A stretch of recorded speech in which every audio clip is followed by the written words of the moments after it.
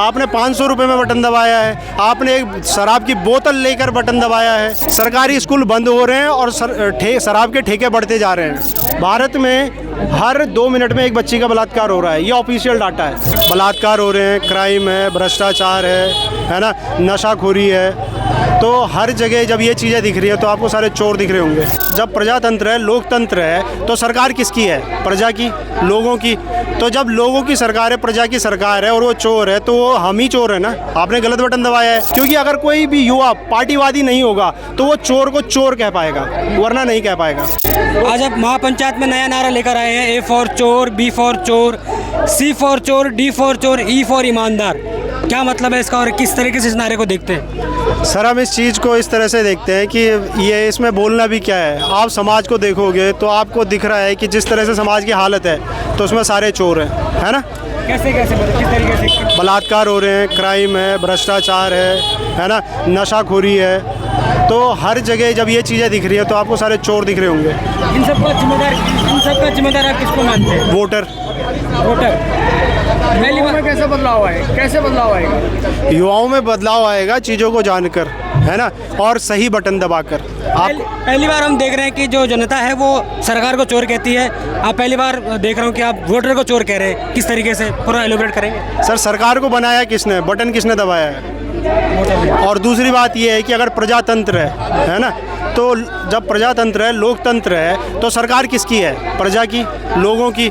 तो जब लोगों की सरकार है, प्रजा की सरकार है और वो चोर है, तो वो हम ही चोर है ना। आपने गलत बटन दबाया है। आपने 500 रुपये में बटन दबाया है, आपने एक शराब की बोतल लेकर बटन दबाया है ना।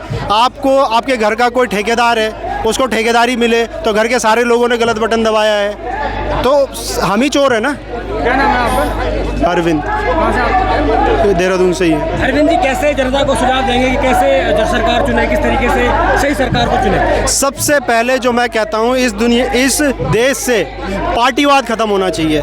क्यों? क्योंकि अगर आप किसी पार्टी के सदस्य हैं तो आपका नेता बलात्कारी भी है तो आपके हिसाब से वो गलत नहीं है ना। तो एक बहुत बड़ा संगठन बन जाता है युवाओं का, जिन्हें मिलता कुछ नहीं है लेकिन वो किसी पार्टी से जुड़े रहते हैं। तो फिर जब कोई उनका नेता कुछ गलत काम करता है, किसी गलत उसमें पाया जाता है, तो फिर उन लोगों के हिसाब से उनका नेता चोर नहीं होता है। एक बहुत बड़ा मोब होता है जो उनको सपोर्ट, उस भ्रष्टाचारी को या बलात्कारी को सपोर्ट कर रहा होता है। तो सबसे पहले ये पार्टीवाद खत्म करना पड़ेगा। क्योंकि अगर कोई भी युवा पार्टीवादी नहीं होगा तो वो चोर को चोर कह पाएगा, वरना नहीं कह पाएगा।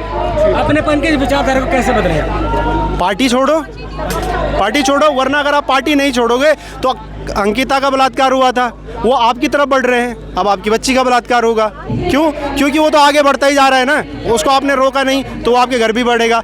भारत में हर 2 मिनट में एक बच्ची का बलात्कार हो रहा है, ये ऑफिशियल डाटा है, ठीक। अगर अनऑफिशियल डेटा देखा जाए तो मेरे ख्याल से सेकंडों में बलात्कार हो रहे हैं। तो जब सेकंडों में बलात्कार हो रहे हैं तो आपको लग नहीं रहा है वो धीरे धीरे आपके घर की तरफ भी बढ़ रहे हैं। अरविंद भाई, जिस उम्र में युवा किसी पार्टी का मंडल अध्यक्ष, जिला अध्यक्ष और तमाम महामंत्री संगठन में अपने पद पाने के लिए कोशिश करता रहता है और आप सड़कों पर हैं, सर, तो वही तो है ना कि लालच है, स्वार्थ है, और कहीं ना कहीं एक और जो बहुत बड़ी बात है वो ये है कि शिक्षा का भाव है। धीरे धीरे आप देखोगे कि सरकारी स्कूल बंद हो रहे हैं और शराब के ठेके बढ़ते जा रहे हैं, है ना। तो जहाँ पर ऐसा माहौल हो उस देश का कुछ नहीं हो सकता। और एक और बात सर, जिस देश में रात को युवा इस बात पे मंथन करने के स्थान पे कि देश किधर जा रहा है, वो ये बात करने लग जाएं कि रात को शराब कौन पिलाएगा, है ना, तो ऐसे देश का कुछ नहीं हो सकता, है ना। तो युवाओं को आप क्या संदेश देना चाहेंगे? युवाओं को पहला संदेश यही है कि पार्टियां छोड़ो, ठीक है ना। दूसरा, जब आप पार्टियां छोड़ोगे तो आप कोई साइड नहीं लोगे, और जब आप कोई साइड नहीं लोगे तब आपको स्पष्ट पता चलेगा कौन सही है कौन गलत है। युवाओं को राजनीति में जाना चाहिए, नहीं जाना चाहिए? युवा राजनीति बड़ी प्यारी चीज़ है, ठीक है ना। राजनीति में जाना चाहिए, युवाओं को ही राजनीति में जाना चाहिए, क्योंकि सारे बुढ़े हैं वहाँ पे। उनको कुछ नहीं पता है देश दुनिया का। वो ये बोल रहे हैं, देखो ना कितनी शर्म की बात है, ठीक है ना, एक बंदा बलात्कार कर देता है और वो बोलते हैं लड़की ने कैसे कपड़े पहने हुए थे। अरे उसकी मर्जी है वो कैसे कपड़े पहने, ठीक है ना, तुम अपनी मानसिकता ठीक करो ना, समझ रहे। तो ये जो बलात्कारी मानसिकता है ये कहीं ना कहीं रिप्रेजेंट करती है कि अभी भी हमारा जो देश है वो मेल डोमिनेटिंग सोसाइटी है। क्यों? क्योंकि जब कोई लड़की रात को बाहर निकलती है ना तो उससे पूछा जाता है कि रात को क्यों निकली थी।